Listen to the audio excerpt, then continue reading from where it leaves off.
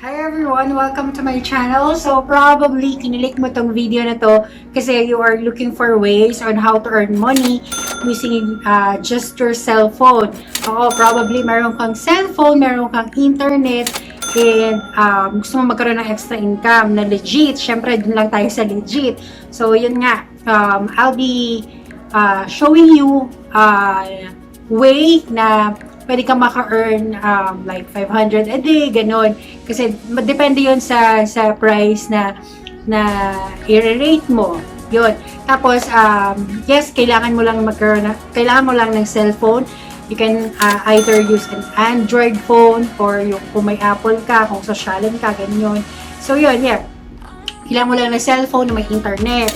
So, meron ka lang i-download ng isang app. So, ano ba yung app na yon? Before ko share sa inyo kung ano yon, ako nga pala si Bern, and kung bago ako sa channel ko, thank you for dropping by. At kung hindi ka naman na bago, thank you sa pagbalik. So, yes, going back, itong app na to, matagal ko na itong ginagamit sa work ko. Yes, I'm an online freelancer kasi for 11 years and counting, and sobrang helpful sa akin ang app na to.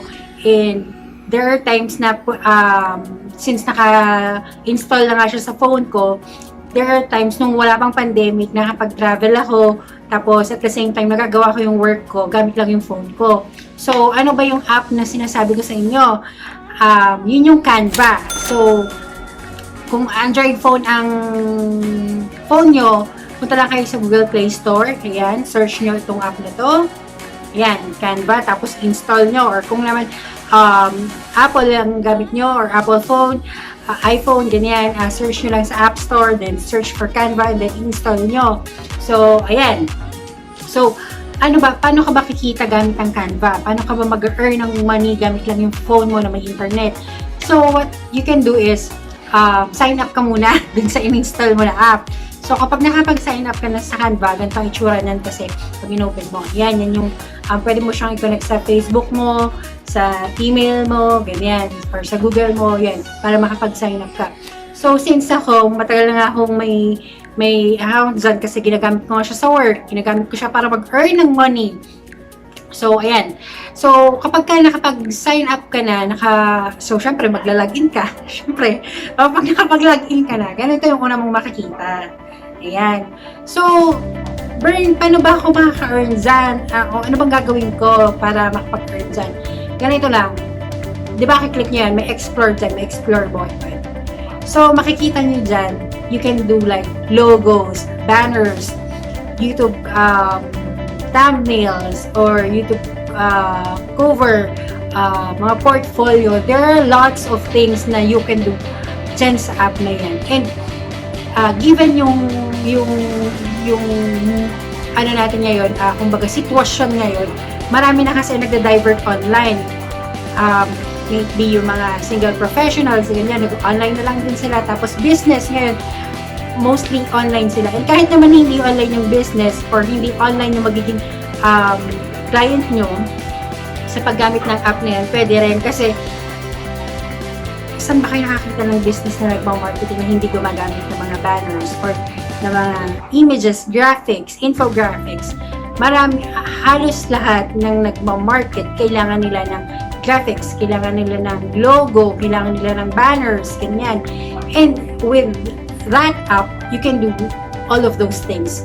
So, you just have to, yung kumbaga, hanapin mo lang yung artistic side mo, ganyan, yung creativity mo, gamitin mo.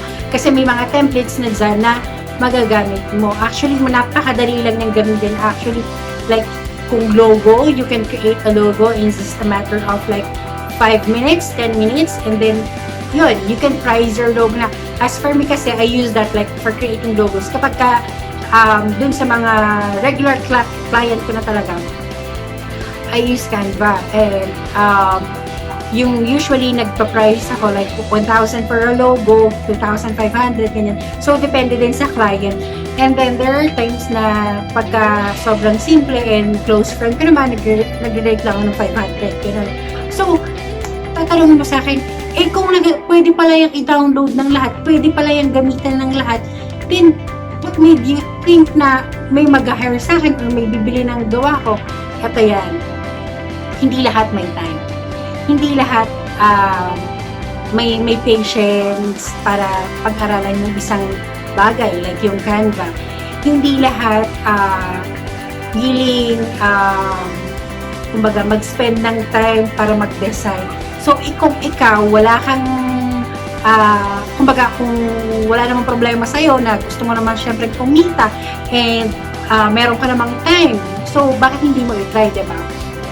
Kasi I can assure you na there are people from your network who needs or who need a logo, a banner, kumbaga a portfolio na pagde-design mo. There are lots of people who needs graphics talaga, who needs images for their blogs, for their marketing, ganyan.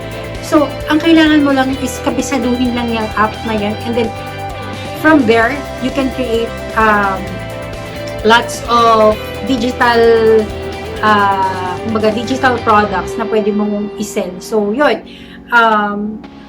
Actually, ang ginagawa ko nung una, nung nakabisa ko na yan, gumawa lang ako ng mga simple na banners, ganyan. And then, pupunta ngayon ako dun sa mga groups kung saan I know na people are needing banners, people are needing graphics, and then, i-showcase ko lang sa kanila yung mga design ko. And then, yun, may makare-receive na ako ng mga images, clients asking me if I can do design for them, for their business, ganun. So, you just have to be resourceful, creative sa paggawa ng mga designs. And yes, madali lang naman pag-aralan ng Canva. And kung may bayad ba ang Canva, there's an option na pwede ka mag-subscribe dun sa parang premium package nila wherein you can use the premium items like nung mga may mga images kasi na for sale. But if you're subscribed to the premium package, makukuha mo siya ng libre, gano'n. Tapos, yun. Pero, don't worry, kahit yung free subscription, marami ka na magagawa. So, ayun, ang kailangan mo lang talaga is to have your cellphone and an internet. Kahit mobile data lang yan, gagana yung Canva. So, just to show you some of my designs gamit ang Canva, ito, yan. And yes, using Canva gives me a stable parang source of income. Yeah, actually, this month parang ilang clients ba ako? 5 clients who paid me like $300 yung isang client. Then the other 4 clients paid me like $79 kasi depende nga yun sa pag-price. So imagine magkano ba ang $79? It's like nasa 3,000 plus, diba? So ilang minuto ko lang bang gagawin yun. Tapos dun sa $300, actually I just spent like an hour a day para i-design yung pinadesign ng client.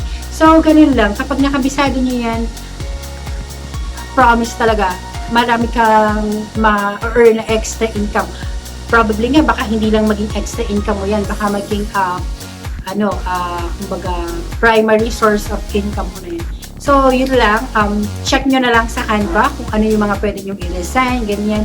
And huwag mong sasabihin na mahirap or hindi mo kaya or malayo sa field mo. Kasi actually, I'm a nursing graduate and yun, nagde-design ako and doon ako masaya eh. I mean, nakakatulong sa akin yun and madali lang gawin yun. Kaya huwag mo sasabihin hindi mo kaya kasi kung ako nga kaya ko eh, di mas lalong ikaw, kaya mo yun, di ba?